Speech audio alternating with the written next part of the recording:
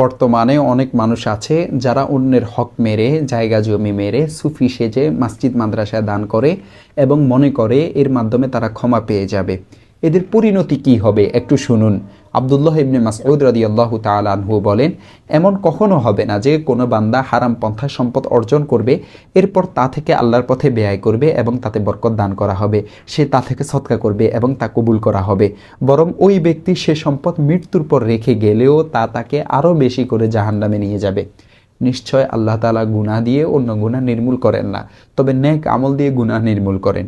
নিশ্চয় অপবিত্র বস্তু অপর অপবিত্র বস্তুর অপবিত্রতা দূর করতে পারে না। মুসনাদে আহমদ হাদিস নং 3672। সহি বুখারীর 2449 নং হাদিস দেখুন। আবু হুরায়রা রাদিয়াল্লাহু তাআলা আনহু হতে বর্ণিত, তিনি বলেন, রাসূলুল্লাহ সাল্লাল্লাহু আলাইহি ওয়াসাল্লাম বলেছেন, যে ব্যক্তি তার ভাইয়ের সম্ভ্রমহানি বা অন্য কোনো বিষয়ে জুলুমের জন্য দায়ী থাকে, সে যেন আজই তার কাছ হতে মাফ করিয়ে নেয়।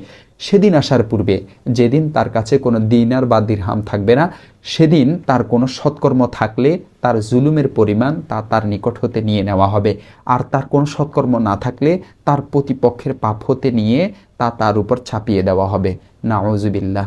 আয়েশা রাদিয়াল্লাহু তাআলা আনহা হতে বর্ণিত, রাসূলুল্লাহ সাল্লাল্লাহু আলাইহি ওয়াসাল্লাম বলেন, মান যালামা কয়দা শিবিরিম মিনাল আরদ তুফবিকাহু মিন সাবি'i আরদিন।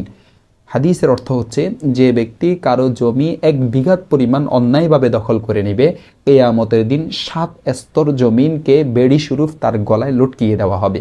সহি বুখারী হাদিস নং 2453 এবং 3195, সহি মুসলিম হাদিস নং 4222।